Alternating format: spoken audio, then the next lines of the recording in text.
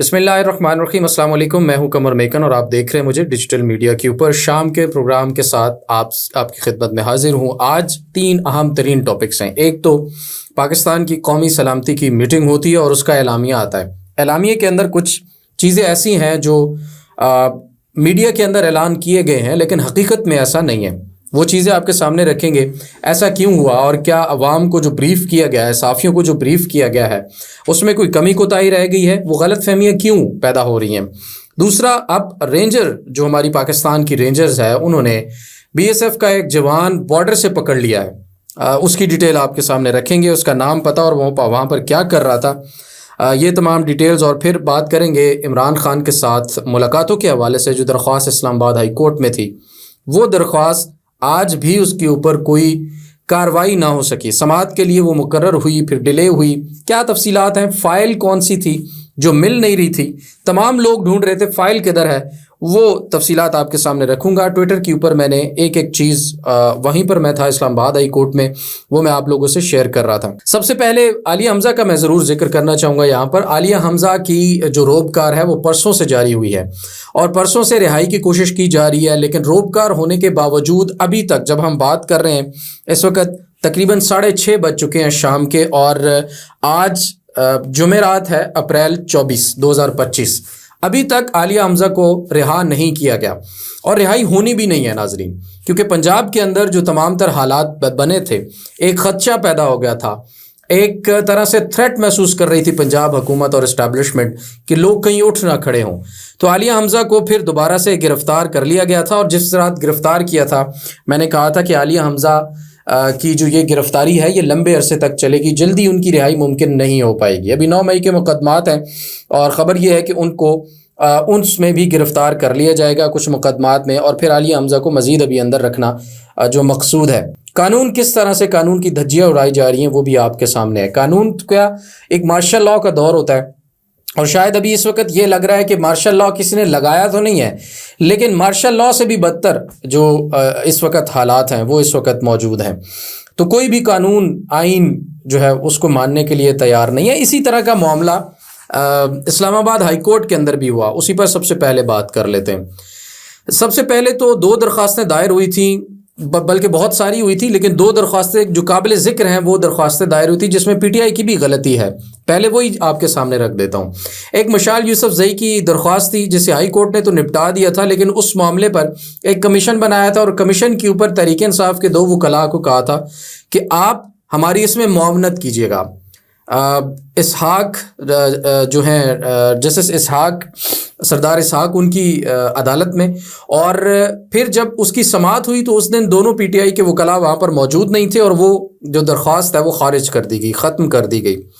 एक और दरख्वास्त थी मिनिस्टर KPK हैं उनकी, इमरान खान से मुलाकात की, वो भी अदम पैरवी खारिज हो गई। तो तहरीक इंसाफ की कुछ चीज़ें ऐसी भी हैं, गलतियाँ, कि भैया आप अदालत जाएं तो सही, वहाँ बैठे तो सही, उनको बताएं तो सही अपना मुद्दा, लेकिन अदम पैरवी और जाना ही ना और वो खारिज हो जाए, ये अफसोसनाक है। लेकिन दूसरी तरफ अलीमा खानम की जो दरख्वास्त थी इमरान खान से मुलाकात के लिए, तौहीन अदालत की, आज बैरिस्टर सलमान अकरम राजा, उमर अयूब, शिबली फराज, नईम हैदर पंजोथा, अलीमा खानम, उज़मा खानम, नौरीन खानम, ये तमाम लोग, एडवोकेट सुहेब इलियास, ये तमाम लोग, एडवोकेट खालिद यूसुफ चौधरी साहब, ये तमाम लोग चक्कर लगाते रहे कि भाई इनाम अमीन मिन्हाज साहब की अदालत में आज उस दरख्वास्त की जो समाअत है वो होना थी। और इनाम अमीन मिन्हाज साहब जैसे ही सुबह केस लगाते हैं तो कहते हैं कि जी ये तो केस गलती से मेरी अदालत में आ गया, ये केस मेरी अदालत में आना ही नहीं चाहिए था, क्योंकि ये केस तो लार्जर बेंच के सामने है। अब लार्जर बेंच का फैसला भी आ चुका है, उस फैसले पर अमल दरामद नहीं हुआ था। टेक्निकली बात किसी हद तक दुरुस्त भी है कि तौहीन अदालत का केस जो है, तौहीन अदालत की दरख्वास्त जो है वो वही अदालत सुनेगी जिस अदालत की तौहीन हुई है, जिन जजेस ने ये फैसला जारी किया था, उस पर अमल ना होने के बाद तौहीन अदालत भी वही सुनेंगे। तो इनाम अमीन मिन्हाज साहब ने पहले 12 बजे का टाइम दिया, फिर 1 बजे का टाइम दिया, फिर दोबारा फाइल मंगवाई और कहा कि जी ये केस चीफ जस्टिस की अदालत में जाएगा और मैं फ़ाइल चीफ जस्टिस को भिजवा रहा हूँ। लेकिन 3 घंटे गुजरने के बावजूद तकरीबन 4 बजे के पास वो फ़ाइल तब भी चीफ जस्टिस की अदालत में नहीं पहुँची। अब ये तमाम रहनुमा और इमरान खान की बहनों ने चीफ जस्टिस, कायम मकाम chief justice justice Sarfaraz Dogar की जो चैम्बर है उसके अंदर धरना दे दिया, वहाँ बैठे रहे और कहा कि जब तक हमें फ़ाइल यहाँ पर नहीं पहुँच जाती, इस पर समाअत के लिए तारीख नहीं दी जाती, हम यहाँ से नहीं उठेंगे। बहरहाल कुछ रहनुमा उठकर जस्टिस इनाम अमीन मिन्हाज साहब की अदालत में गए, उनके सेक्रेटरी से मिले, उनको बताया कि भाई अभी तक फ़ाइल नहीं आई, हम अगली तारीख का इंतज़ार कर रहे हैं, समाअत इसके ऊपर कब होगी। तो जाके कहीं 4:30 के आसपास वो फ़ाइल इनाम अमीन मिन्हाज साहब की सेक्रेटरी के ऑफिस से निकलती है, फिर वो ब्रांच ऑफिस चली जाती है जहाँ से नंबर वगैरह लगता है, वहाँ से फिर नया बंदा फाइल लेके निकलता है, फिर 2 फ्लोर क्रॉस करता है, फिर वो एडिशनल रजिस्ट्रार ऑफिस चली जाती है, वहाँ से साइन होती हैं, वो फिर किसी और के पास मार्क होने चली जाती है। तकरीबन 6 लोग मुख्तलिफ उनके पास वो फाइल जाती है, वो इस्लामाबाद हाई कोर्ट के चक्कर लगवाते हैं और उन चक्कर आप ट्विटर पर देखिएगा, वो तमाम चक्कर भी मैंने पोस्ट किए हैं।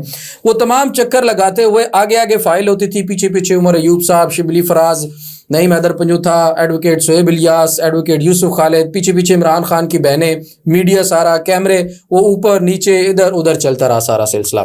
लेकिन तकरीबन 4:45-5 बजे के करीब करीब जाकर बताया जाता है कि जी फाइनल जिस बंदे ने नोट लिखना है और उस नोट के बाद अब ये एडिशनल रजिस्ट्रार साहब जो फाइल है वो जाएगी चीफ जस्टिस के पास, तब जाकर कहा जाता है कि वो जी चले गए घर। को 4-5 चक्कर के बीच में पहले वाले ऑफिसर उठकर ही चले जाते हैं। तो कहा जाता है कि अब ये कल पर मामला चला गया है, कल वो आएंगे, वो नोट लिखेंगे, ये फाइल चीफ जस्टिस के चैम्बर जाएगी, वो फिर इसके ऊपर अगली तारीख देंगे, तो फिर अगला मामला चलेगा। खैर हम सबको बता रहे थे कि भाई इन्होंने आज ये नहीं करना, ये मामला कम से कम मंडे तक जाएगा और मंडे के बाद फिर देखा जाएगा कि आगे क्या होता है। बहरहाल ये हमारा निज़ाम इंसाफ है। अब फैसला आवाम ने करना है। देखिए, हम किसी भी चीज़ के ऊपर कमेंट करते हैं ना, तो हमसे इदारे भी नाराज़ होते हैं, पुलिस भी नाराज़ होती है, हुकूमत भी गिले शिकवे करती है, जी आप हमारी बात नहीं करते।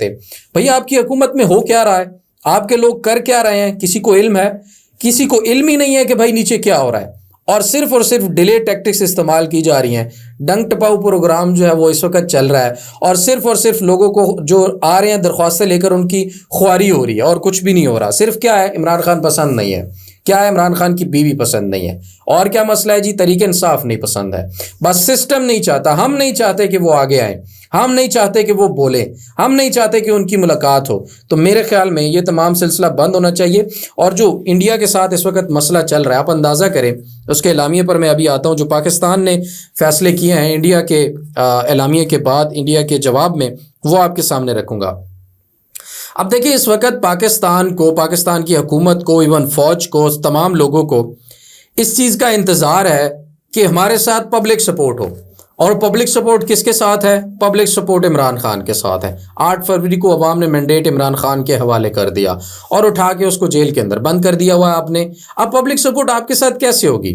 बेहतर यही है कि उसको बाहर निकालें, APC बुलाएं, उसके अंदर अवाम की उमंगों के मुताबिक जैसे इमरान खान को भी अपने साथ बिठाएं और पूछे कि भाई मुल्क को आगे लेकर किस तरह से चलना है। अगर जंग होती है तो पाकिस्तान शदीद तरीन मुश्किलात का शिकार होगा। पहले से इतनी तकलीफ़ों से हम लोग गुजर रहे हैं और पब्लिक अवाम जो पब्लिक सपोर्ट है, जब तक वो नहीं होगी हुकूमत के साथ, फ़ौज के साथ, तो जंग किस तरह से लड़ी जाएगी? ये बड़ा सवालिया निशान है।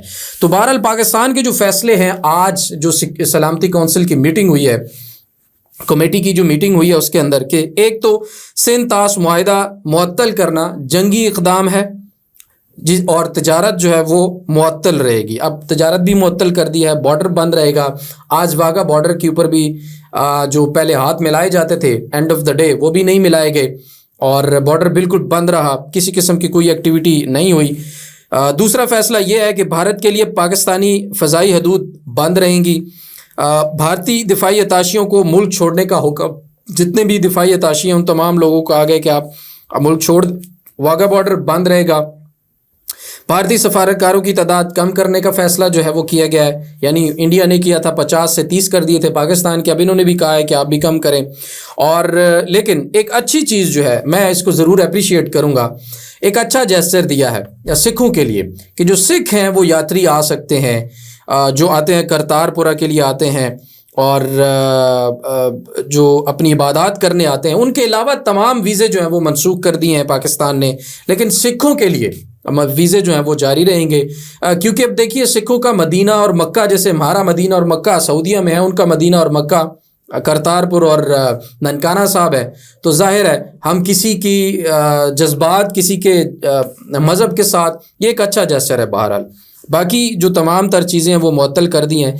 एक और गलत फहमी जो है इसहाक डार साहब का आप बयान सुन लें साथ में, बल्कि वो ज़्यादा क्लियर हो जाएगी। सबसे पहला फैसला जो है वो इंडस वाटर ट्रीटी के हवाले से कि उन्होंने जो कहा कि इसको हम इन अबेंस रख रहे हैं, और अगर किसी किस्म की भी डिस्ट्रप्शन हुई तो फिर पाकिस्तान को दो राइट्स हैं, एक तो उसके नतीजे में जो भी एक्शन ले वो लेगा, और दूसरा कि हम भी फिर शिमला समेत जो ट्रीटीज़ हैं बायलैटरल उसको हम कंसिडर कर सकते हैं, उसको हम भी इन अबेंस कर सकते हैं। तो ये लीडरशिप का बड़ा क्लियर फैसला था। इसहाक डार का बयान आपने सुना, वो कहते हैं कि अगर सिंध ताश मुआहदा जो मुअत्तल करने का ऐलान किया इंडिया ने, अगर उन्होंने पानी रोका तो उस पर पाकिस्तान जो कुछ कर सका वो करेगा। पहला ऑप्शन ये है, और दूसरा ऑप्शन ये है पाकिस्तान के बाद कि शिमला ट्रीटी जो है उसको मुअत्तल करने का इख्तियार भी पाकिस्तान के पास है, फिर पाकिस्तान शिमला ट्रीटी को भी मुअत्तल कर सकता है। ये एक ऑप्शन मौजूद है। अभी तक मुअत्तल करने का फैसला जो है वो नहीं किया गया। ये गलतफहमी जो है अब वो भी हमें दूर कर लेनी चाहिए। बहरहाल बाकी तमाम चीज़ें मैंने आपके सामने रख दी हैं। अब ये तस्वीरें आप साथ चलती हुई देख रहे होंगे। ये जनाब भारत के BSF के जवान हैं और इन्होंने बॉर्डर क्रॉस किया है। बॉर्डर क्रॉस करने के बाद इनको गिरफ्तार कर लिया है पाकिस्तान की रेंजर ने। पाकिस्तान की रेंजर ने इनको गिरफ्तार किया है खिलाफ वर्जी करने पर। ये हदूद में दाखिल हुए थे पाकिस्तान की, और इनका नाम है जी PK सिंह। इनको हिरासत में लिया गया है। वाघा बॉर्डर के जो झंडे वगैरह उतारने का सिलसिला था वो भी आज दोनों तरफ से बंद रहे थे और एक दूसरे से हाथ नहीं मिलाया। अब ये शुरुआत कहीं ना कहीं से होती हुई नजर आ रही है जंग की। अल्लाह ना करे कि दोनों मुल्कों के ऊपर कोई ऐसा वक्त आए कि एक दूसरे के साथ जंग वाला माहौल बने, लेकिन अभी भी मोदी को भी सोचना चाहिए कि भाई ये आपका इनसाइड जॉब लग रहा है, इसमें पाकिस्तान का ताल्लुक नहीं है। और अगर आप समझते हैं कि पाकिस्तान इतना कमज़ोर है, आप हमला करेंगे और जैसे कि आपके लोग ऐलान कर रहे हैं कि आप पाकिस्तान का कश्मीर भी ले लेंगे, ये आपका ख्वाब है। अगर जंग होगी तो फिर नुकसान आपका भी उतना ही होगा। और ज़राए अब ये भी कंफर्म कर रहे हैं कि इंडिया इसकी तैयारी कर भी रहा है। उन्होंने बॉर्डर के ऊपर जो एक्टिविटी है इस किस्म की वो शुरू कर दी भी है। इधर से पाकिस्तान ने भी ऐलानात कर दिए हैं। तो मेरे ख्याल में दोनों मुल्कों के लिए होश के नाखून लेने का वक्त है। ज़्यादा इंडिया को ये देखना होगा कि आपके पास सबूत होने चाहिए कि पाकिस्तान ने ये पहलगाम का जो वाक़या पाकिस्तान ने करवाया है, बगैर सबूत के आप इल्ज़ाम नहीं लगा सकते। और दूसरी तरफ हमारी तरफ देखें कि इस वक्त इंडिया पूरी दुनिया के अंदर अपना नैरेटिव दे रहा है ट्विटर के ऊपर, और हमारे इदारों ने, हमारे पाकिस्तान के हुकूमत ने ट्विटर बंद करके रखा हुआ है। भाई इसको खोलें।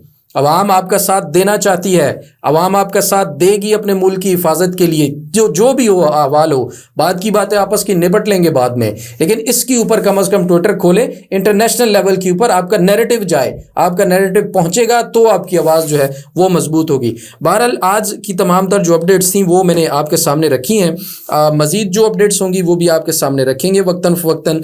अभी तक के लिए इतना ही, इजाज़त दीजिए। और जाते जाते आपसे रिक्वेस्ट है कि चैनल को ज़रूर सब्सक्राइब करें ताकि तमाम तर जो डिटेल्स हैं वो आप तक पहुंचती रहें। अपना बहुत सारा ख्याल रखिएगा।